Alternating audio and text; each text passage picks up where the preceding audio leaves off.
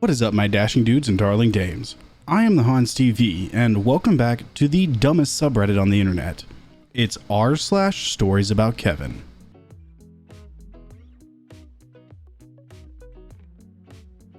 Our first post for today comes from Demigoddess10. The Kevina apple doesn't fall far from the Kevin tree. Me and my father are both massive Kevins. The difference though, he thinks he's an absolute genius, and I accept my shortcomings. I'd even go so far as to say I'm an OG Kevina and proud. So, here's some things my father's said and done. He came up with a genius invention. Diapers for women on the go. His pitch. With women today constantly on the go and always shopping, it makes so much sense for them to wear diapers. Then their husbands wouldn't have to hold their purses while they peed. Imagine a world where husbands don't have to pull over constantly on road trips. Imagine, OP, diapers for women's on the go. Now that's an idea. My dad is constantly using big words he doesn't understand in sentences to make himself sound smarter, though he never uses them right. And oh boy, when he finds a word he likes, does he ever use the living daylights out of it. For all intensive purposes is his current favorite. For all intents and purposes is what it's supposed to be. He always forgets my age, and his. He's been 55 for 13 years. He's 56 now. About a week after giving birth to my son, I walked into the living room very not pregnant anymore, holding my son, and my dad said, "You have no idea what it's like to be a parent. When you have kids, you'll understand." I kid you not. Here are some quotes from my dad. "Well, OP, if it's on TV, it has to be true. You really don't think much, do you? What's a Facebook? Tell me, OP, why do you need a book with faces in it? What is this stupidity you young kids are into now? Just looking at page upon page of faces. Some of them you don't even know. Just faces. What is a tweeter? You should be proud to be Spartan, OP. We are direct descendants of Leonidas himself. My family is Greek, and he is absolutely convinced we are related to Leonidas from 300. There's just some quick ones from now. If y'all like this post, I'll remember some more about not just him, but me too. I hope y'all enjoyed. OP, please post more in this subreddit, because that was some of the funniest Kevin instances I've ever seen. Mainly because most of the times, the Kevin instances on here end up getting somebody hurt, or somebody lost, etc. Our next post for today comes from Garbage Can Do Attitude. Mom always manages to out Kevin herself.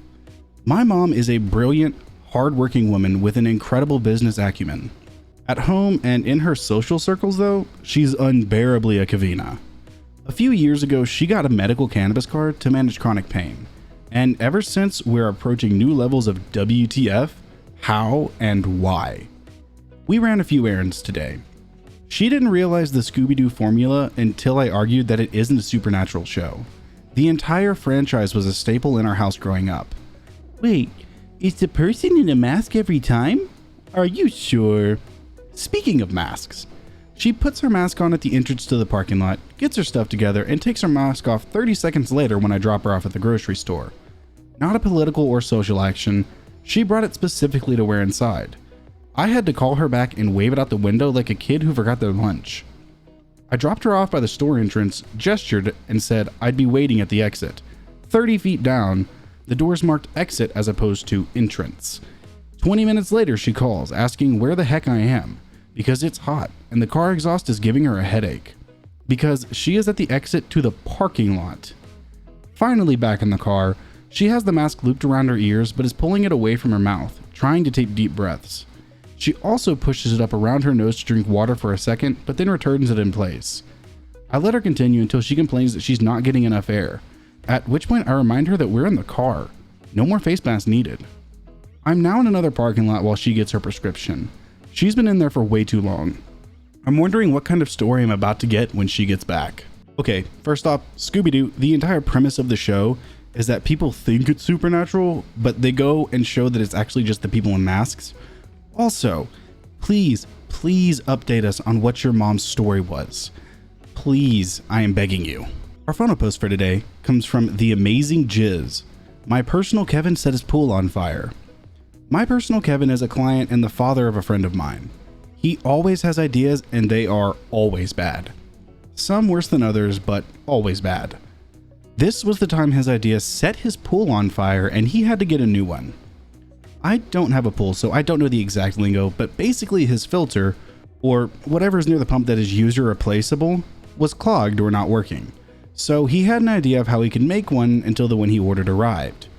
He went into his garage and used whatever items he could find. Long story short, the pump overheated from his workaround, and because of the material he used, it caught fire. The fire caught the bush that is overgrown onto the filter to hide it. Then, that caught the tree behind it, and the heat from the fire melted the pool, which burst because it was weakened by the melting and the heat. This is roughly 30,000 gallons of water. It has a weight, when just sitting in the pool, of roughly 250,000 pounds, or 113,400 kilograms, or 17,860 stone for you non-Yanks.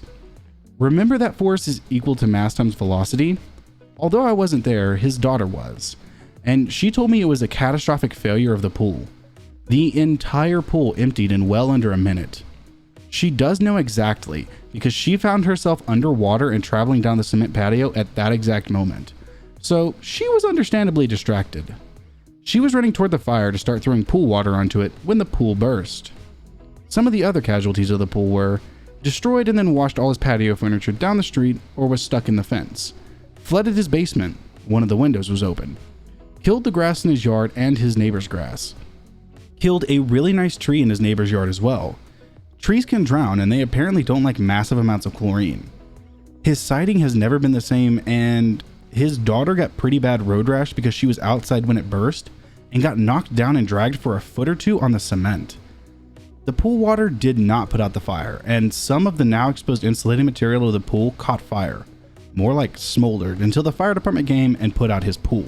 Out of all of the things to catch on fire in or around your house, you caught a freaking pool on fire? What kind of magician are you? Well, alright my dashing dudes and darling dames, that is going to do it for today's episode of r/Stories About Kevin. I hope you enjoyed the stories, and if you did, I'll link them in the description as always. And if you liked the video, subscribe, share, drop a like, and a comment down below which you'd like to see me read next. A humongous thank you to everyone who has subscribed in the past few months, and actually over a year now. I can't believe how much this community has grown, and I can't wait to see where 2020 and 2021 takes us. But with that being said, I will see you in the next video.